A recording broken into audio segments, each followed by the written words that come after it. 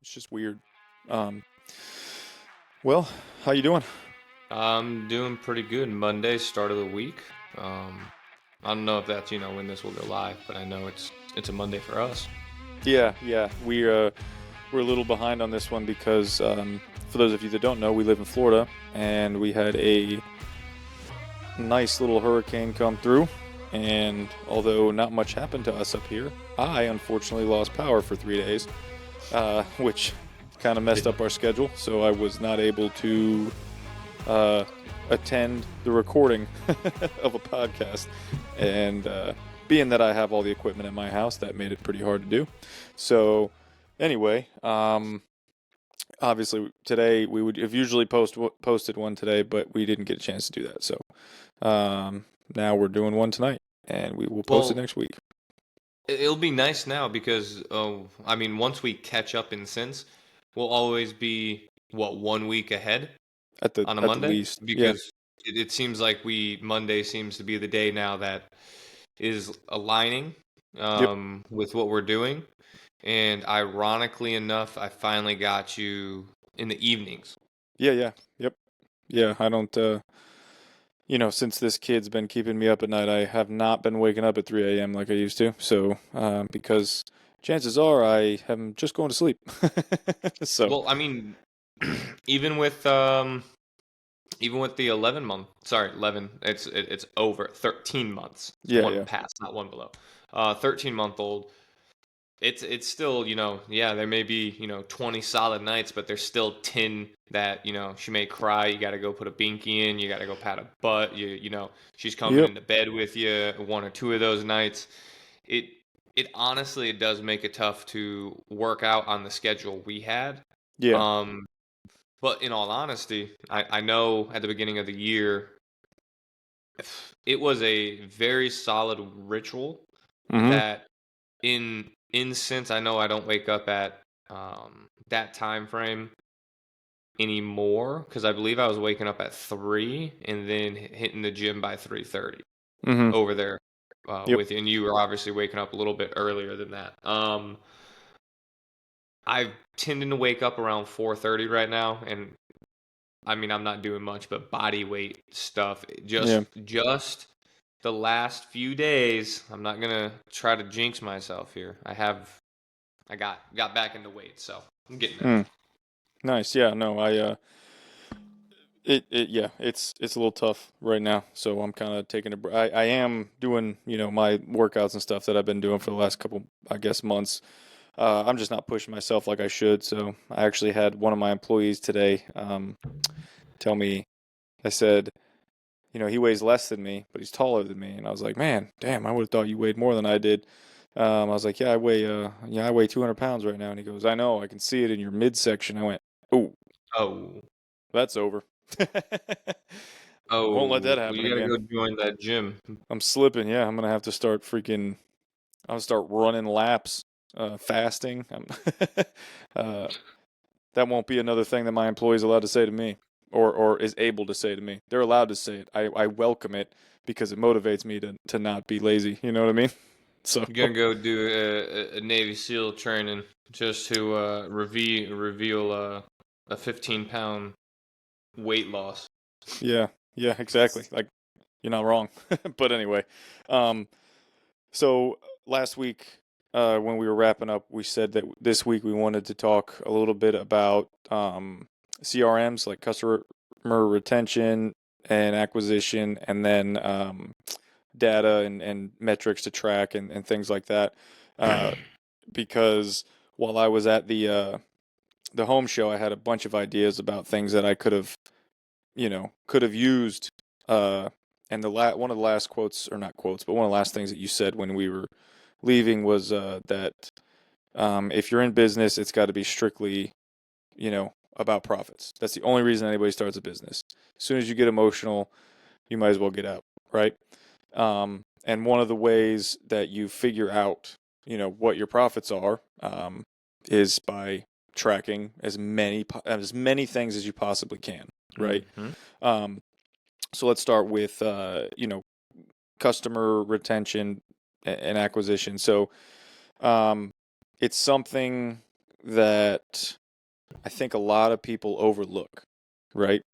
I know I still, I have a couple of things in place, but I still don't utilize them correctly. Um, and I don't have them, what's the word I'm looking for? Streamlined to what they should be.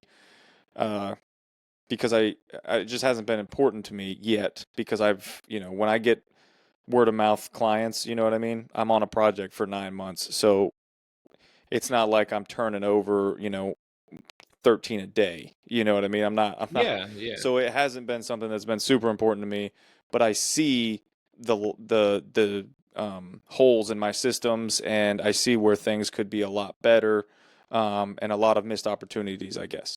Um, so, one of the things for me, that I think is important is making sure obviously that I do a good job so that that customer's with me for, they may only build one house with me, but if anyone else needs anything, I'll be the first person that they recommend. You know what I mean?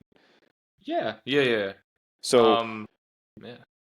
yeah, so that's one of the things for me, like when like I'm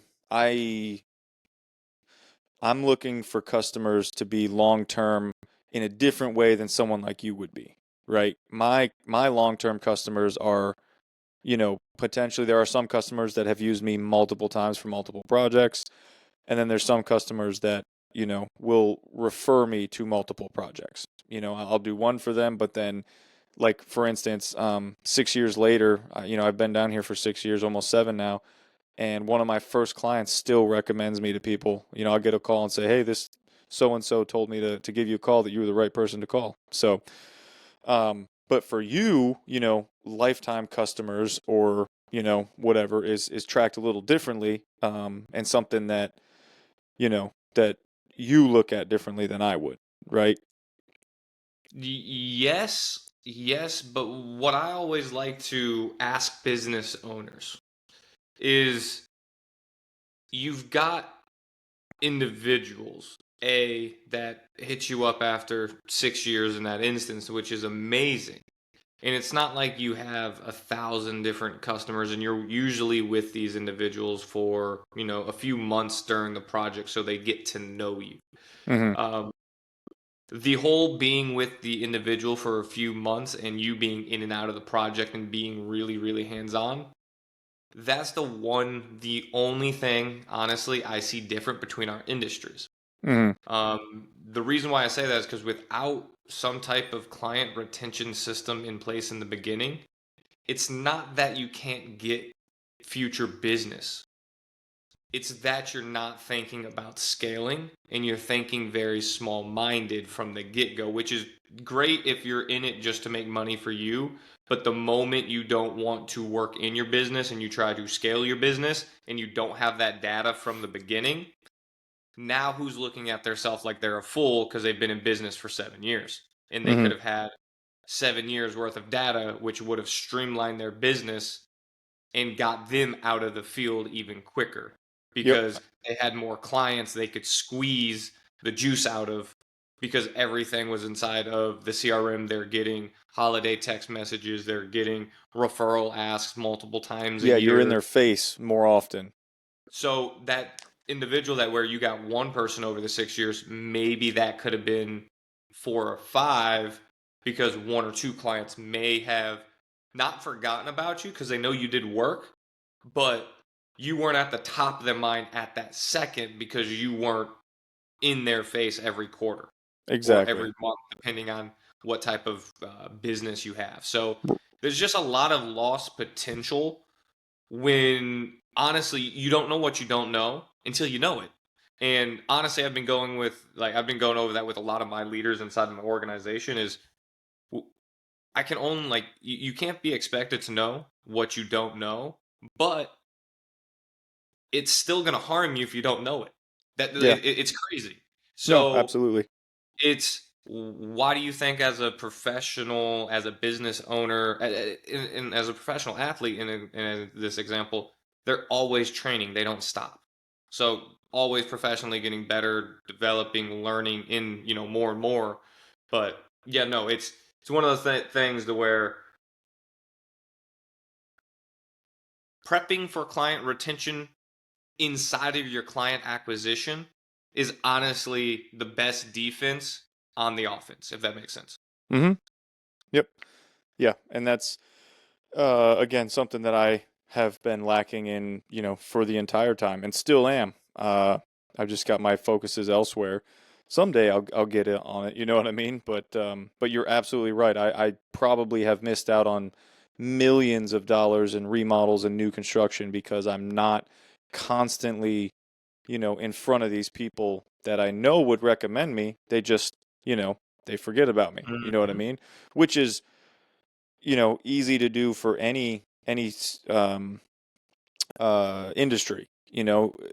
If you buy something one time from somebody and then you don't think about it, you know what I mean, until actually there's a chance you never think about it again. Especially for me, if I'm building somebody a house, 90% of the time I'm not ever building them another house. You know what I mean?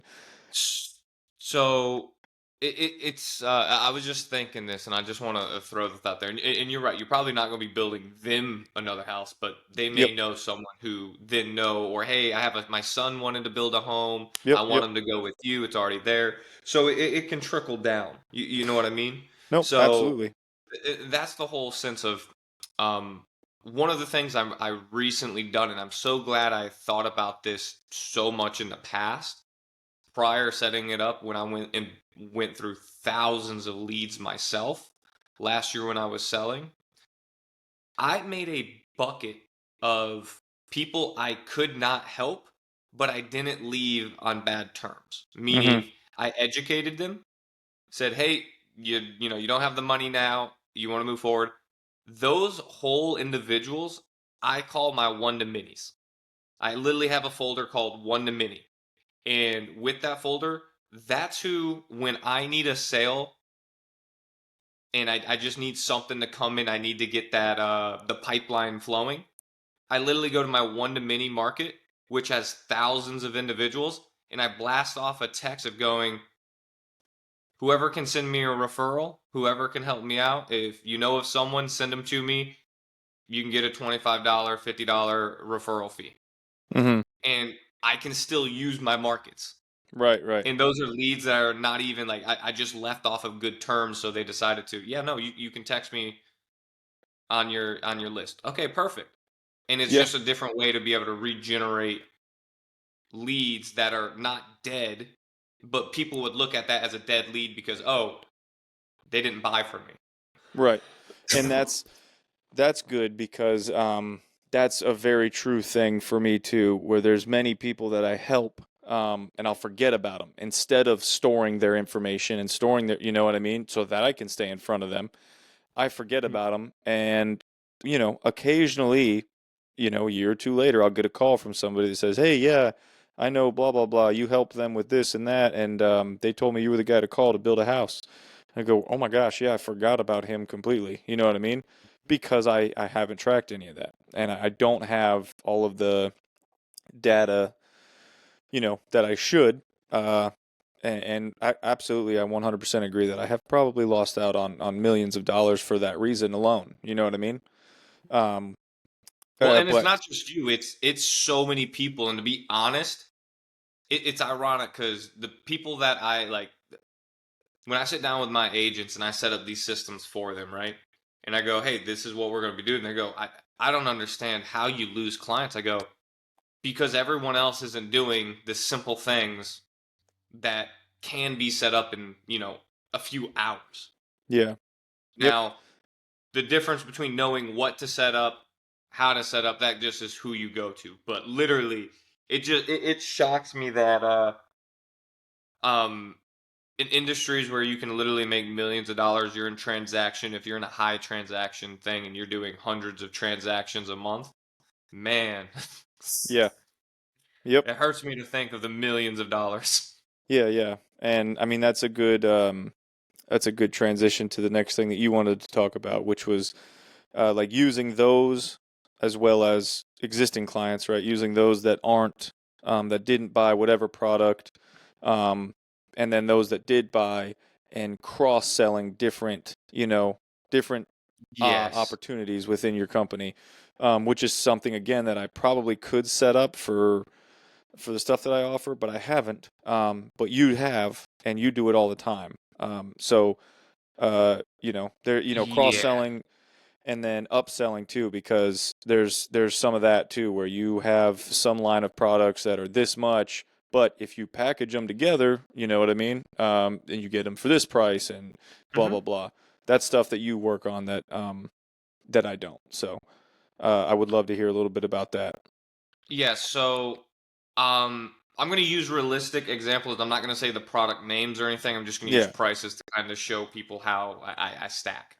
right. So, Um, I recently put together more or less an offer that for me, my biggest thing is when I put together any type of products, it has to be a very lucrative amount of money per hour for me. Me typically over $300 an hour. I'm pretty happy. Now, I think of when I package products, commissions for salesmen because I'm a salesman. So I know the easiest way to push a product is to put it in front of people and they make free money that doesn't charge back. That's amazing. Like that's a quick way to push a product that is good, right? Mm-hmm. Um so I stack my biggest product that I want to push the most with the biggest commission. Now, that is a product that's going to eat up my time. I make that exclusive onto one day a week that I do the training, and only two people can book on it. It's a 6 hour course. So that day I'm doing 12 hours of training, Mm-hmm. right? But I make it exclusive and I make it hard to get to where I have 10 to 15 salesmen pushing the product for me. So Yep. the slots fill fast, right? Then on top of that same funnel, I have the complete low end because that offers 2,500. Yeah. On the complete low end, I have a 350 done for you course that is your own pace. Then I have $99 package for just the normal consumer to get going as fast as literally 30 minutes because that's as fast as they get the stuff delivered to them. Yep. To where I can stack the value on the front end with a free 30-minute training, Mm-hmm. be able to grab the attention, educate them, show them value, show them That you know what you're I'm talking about. to the T exactly, and then have them go, okay, hey, I can either work with them and give them three options to where it's nothing, hey, there's 15 options here, and be completely down and just be, just drown them in just so many options. I do a very high one for the fact that if you put a price in front of someone, someone will pay it. I'm just saying that. I choose 2,500 because in my industry, there's a lot of new individuals. I could charge 6,800. I know my target audience. That's why I Yep. chose that. Just because I'd rather volume than doing one training a month. Just saying. Yep. Um, Now, on the lower end products, it's $99 as soon as they purchase the $99 and it goes in the cart. They get offered the 350 for $300. They get Mm. $50 off immediately as a upsell if they want to do it, Yep. right? Now, if you enter into the 350 or the 2500 and you go in there and you click on it and you stall for more than 15, I think 15 to 25 seconds, it then shows a down close into the script or into like the tools, into the tool kit itself, um, that they can buy. So it automatically goes into a down close. Yep. And then if it goes into an abandoned cart, they then get the emails for the $99 products for the next 3 weeks. And then on the fourth week, they get one for the initial 400 or the 350 buy or the $2,500 Yeah. buy. Yeah. Perfect. So That's instance just that more or less offer. I know that's kind of just all over the place, random explained. I'm yeah, so not you trying to you have it on you a hit chart. funnels more on that, but at the same time, cross selling and upselling. But funnels is a huge topic too. You know that you could spend a year talking about because I don't even understand them. You know what I mean? That's something that I have done zero research on. I know a little bit about them, just from what just the term funnel, and I can put together in my head what that is.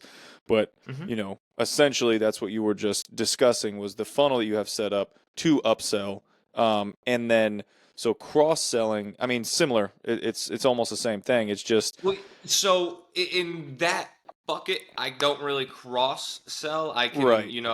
I can upsell and downsell in the products that way. In when it comes to cross selling, the good example is if I help someone out with, and I'll just be very generic here. If I help someone out with a health insurance plan, I Yep. can simply go, "Hey, I've helped you out with your health insurance plan. Now that I already have you in the system, let me generate you a retirement plan quote for you Exactly. Yep. completely free. And you already have the business, and now you got two policies, which if you sold someone two policies, it's harder for them to not be your client because you're helping them on multiple fronts. Then you go, well, awesome.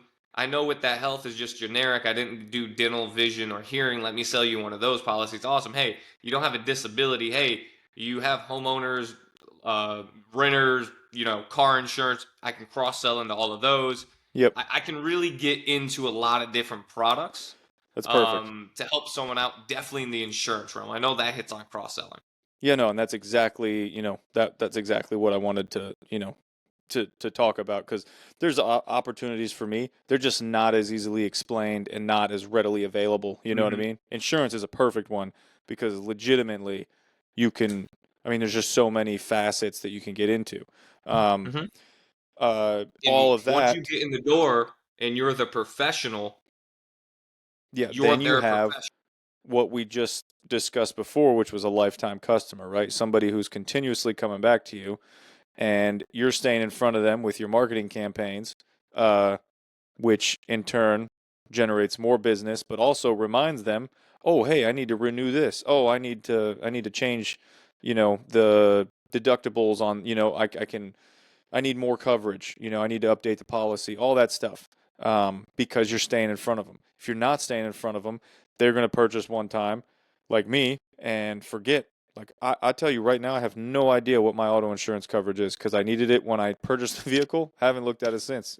Ready for this? This is the craziest thing, and this is what most people don't understand. You put your car insurance in online, they're just gonna ping it like a progressive. They're just gonna ping it to the closest office to your zip code. That's your agent now. Yep. And it's like I don't know who that is. I don't know anything. But Right. now I'm getting blown up by State Farm or Progressive or Geico or whatever it is. Yeah. Farm and it's just like I don't know who you are, but you're saying you're my agent, and you're just Yep. like you get on the phone with them. They go, "Do you need insurance for your jewelry? Do you need Yeah. insurance?" Like they're trying to hit you for everything. Cross Yeah. sell to cross sell. Exactly. Yeah. So it's that's funny. Let me see. Uh, the one of the other things too, is there's something that I have done since the beginning, right? Um, is get the customer's feedback at the end of a project, right?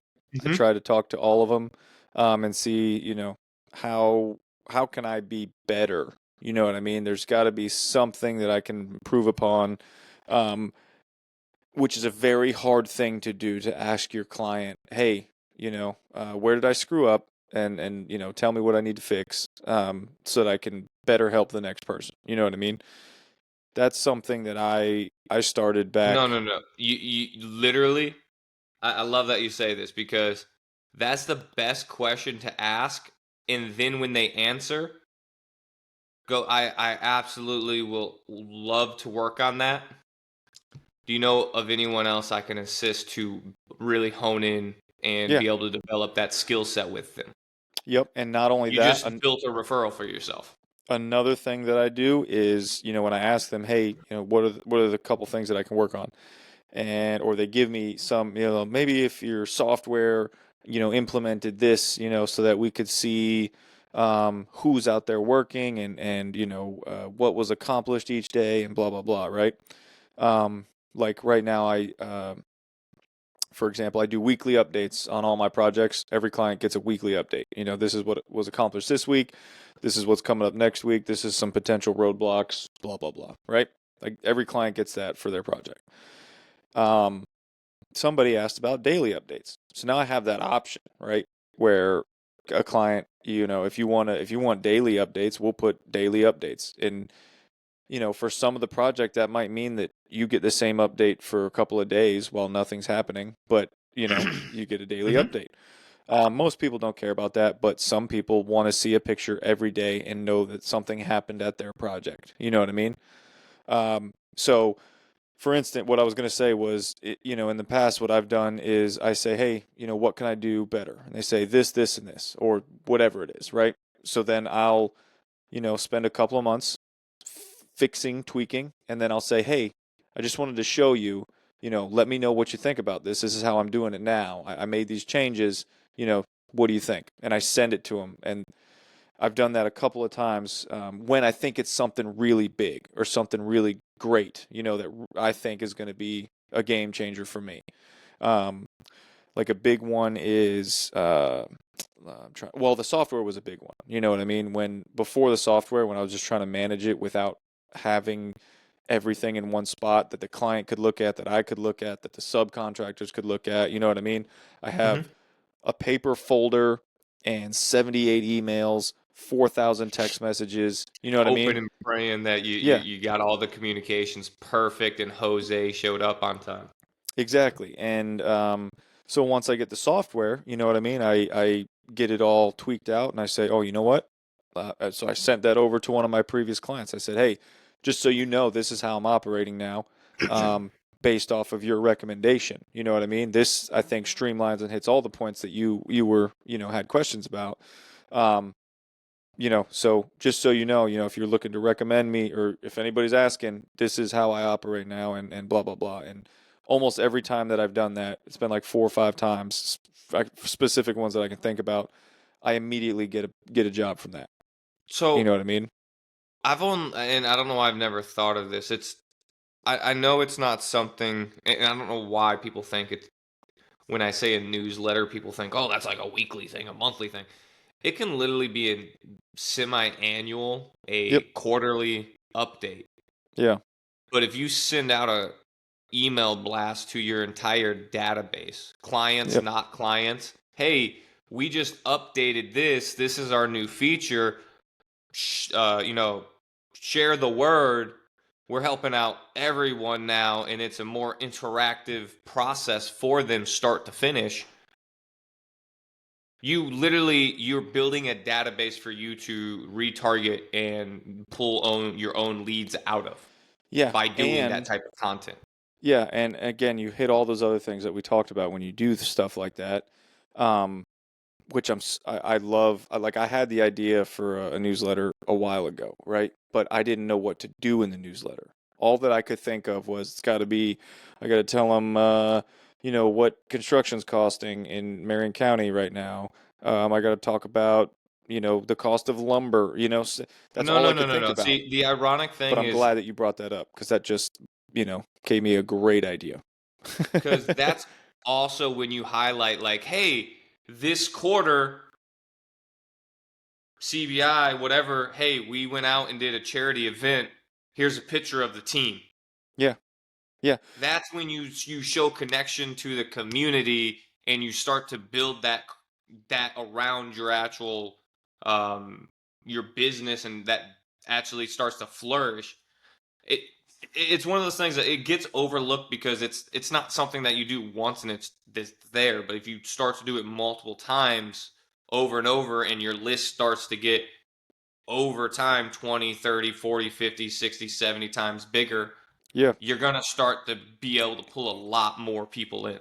Exactly. So that's damn, I mean, just you mentioning that gave me like 20 ideas to put on a newsletter. Or you just go do what most people do and go buy a list of emails Mm-hmm. in your local area, and you start very slowly and start blasting emails in that sense of say, hey, new company to the area, weekly, monthly, quarterly newsletter, opt out here if you want. Yeah. Yep. Yeah. That's Just that's make sure awesome. it's compliant. That's all I'll say. Right. The emails you got were compliant. Yeah. No, I mean, literally, I'm excited right now because I've got such great ideas that I need to get to work on. So I appreciate that. Um, and I mean, one of the best things about having these conversations, like you and I had anyway before we did the podcast, but it it um, what's the word I'm looking for here? It generates new ideas or fosters growth. You know what I mean? Like just random topics. Can turn into something great. You know what I mean? Uh, I we didn't even have like I've got a list of bullet points, to try and keep us somewhat organized. Yeah, And we didn't even stay on track. no, we weren't even newsletter was nothing. You know what I mean? Nothing updating. No, none of that was on here. But it came up, and I'm glad it did because now I'm going to implement something in my company, uh, based off of what we talked about. This is what I can say. Um, I personally, over the years, and this is what most people don't catch up on, is the reason why I say all this stuff is because I typically, at one point, guess what? I wasn't doing it, and I had this epiphany. Hey, I'm missing out on a lot of money, literally Yeah. pissing it away. Yep. Um, so I have a list of, I believe it's 18,000 now that I send out a quarterly message to. Mm-hmm. Out of that 18,000, I typically have a 25% open rate, Mm-hmm. response to it, some type of positivity. I normally get anywhere from 20 to 30 referrals every time I do it. Yeah. Yeah. And that's once a quarter. I know I have something coming in merely because of my network that I built over the years, and I'm keeping the email list. Right. And to get well, not to get back, but because we're gonna have to do this one next week. But the data, tracking data, that's a big one. So next Yeah. week for sure we'll spend 30 minutes talking about that. But all of that to say, like, because what I'm thinking about doing is a monthly update on the company. So that'll be my newsletters. I'll say, hey, listen, here's some things that happened this month with our company. We started this many new projects. We finished this many many projects. Here's our average time for new construction. Here's our average time for remodels. Um, whatever. But I can't do any of that without tracking them. You know what I mean? So And that's where it all comes down to, because the moment you realize all the client retention, all the customer acquisition that you really want to hone in on, you can't do it unless you know everything about your customer. The only way to do that is to track every movement that you do, yep, good or bad. yeah, Because at the end of the day, I will continue to say it, the business does not run off of emotions. no, It runs off of logic and data. And if it's profitable, it's a good business. And if it is negative, it is not a good business. I hate to yep, say this. If you're not pretty simple. if you're not positive, you're not really achieving much in business. And I'm not saying negative on your tax return. I'm saying negative in profit, just so business owners, I catch my drift Yeah, there. yeah, yeah. Yeah, it's very Gotta clear. be It's very profitable. clear. If you're not making money, you're not. That's all it is. That's what a business is for. So, perfect. Well, yeah, let's wrap it up, and we'll hit data, and tracking stuff, different things next week. Anything else you want to add before we leave? No, I'm good. I think we've wrapped up enough value without actually meaning to by accident. Yeah, I think I just started talking. yeah. Okay. All right, sounds good. Then thank you guys. We will see you next week. See ya.